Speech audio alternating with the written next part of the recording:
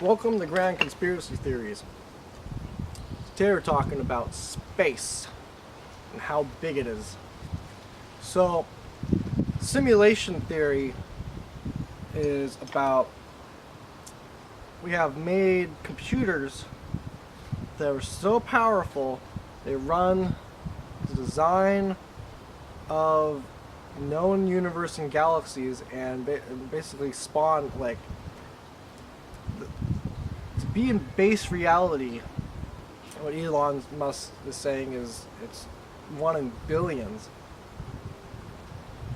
I still think this is base reality. I've played a lot of virtual reality simulations. Yes, in 40 years we've come a long way, but in 40 more years we'll probably we'll have some kind of matrix you can jump into. But that's not here yet. We're still monkeys. One would hope. I mean, it would explain a lot of why it's a simulation. It would explain a lot about our behavior and why we work, and why the economic system of renting and buying houses is the way it is, and how expensive things are if you gotta play this game. So if it's base reality, then that's not good because things can go wrong. In a simulation, physics should stay constant.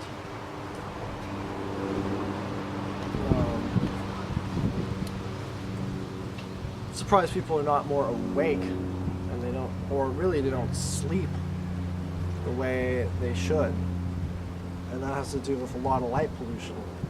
I've tested radiation or electromagnetic testing, and on the cell phone is pinging it all the time, and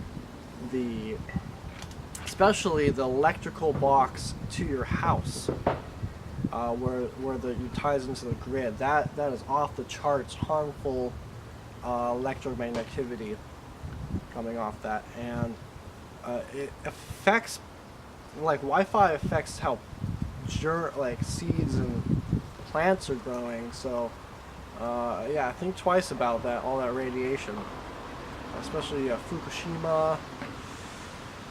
That's still a disaster. That's emanating radiation.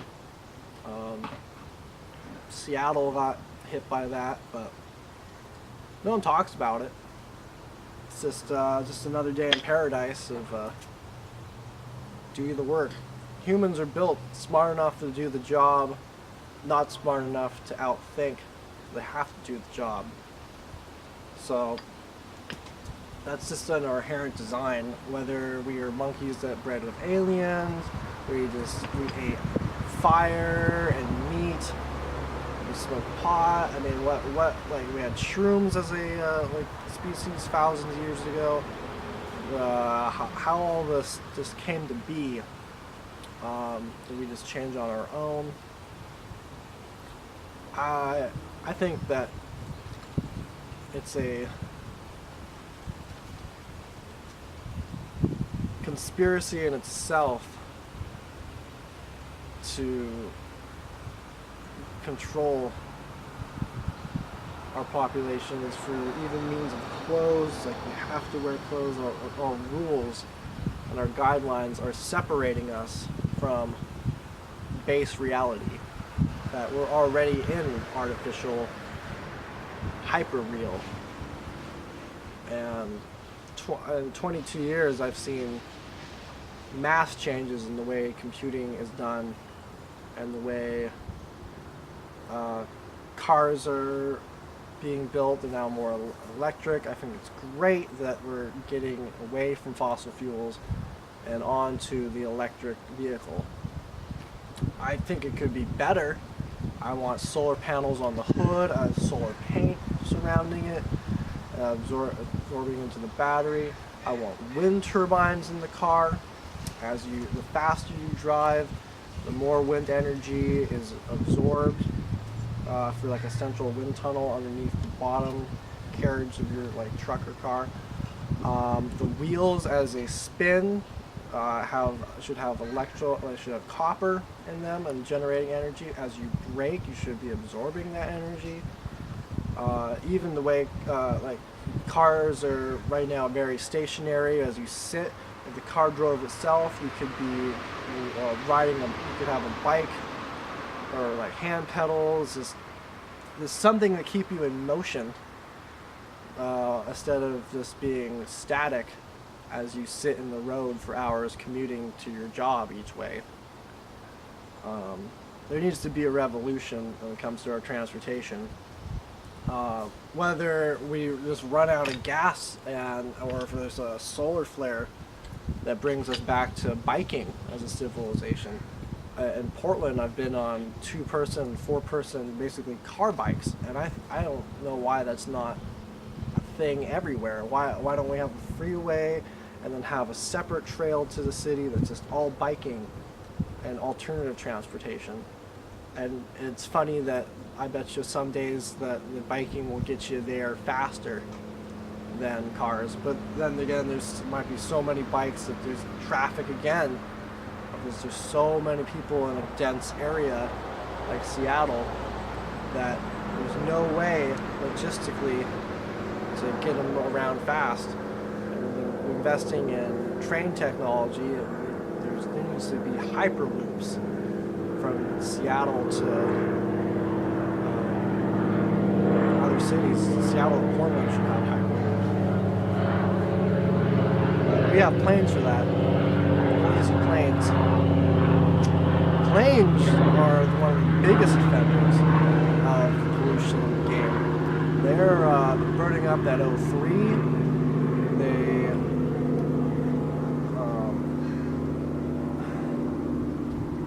They take a lot of fuel to actively be running. Instead of having solar, which they're close enough to the sun that they should be absorbing solar or should be hybrid. No, it's all gas, it's all jet fuel. That's what makes the cost of even flying so expensive, is the energy.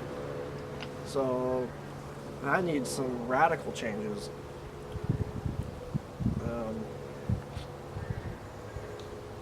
Having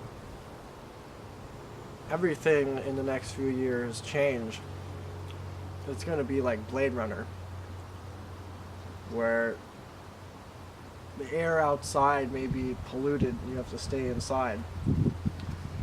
But flying quadcopter cars will be pretty much the norm. And as Amazon Prime Air starts delivering from their blimps and have armies of drones come down, it's gonna be a brave new world. And there are some who are going to survive it and make it to the singularity, to possibly live 1,000 years within computers, or have our cells regenerate.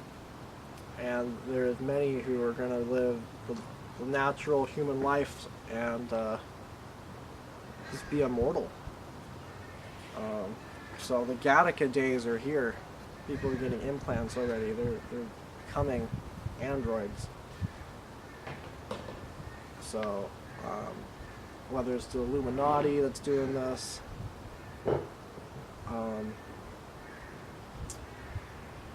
the whole dollar thing is supposed to make people better, but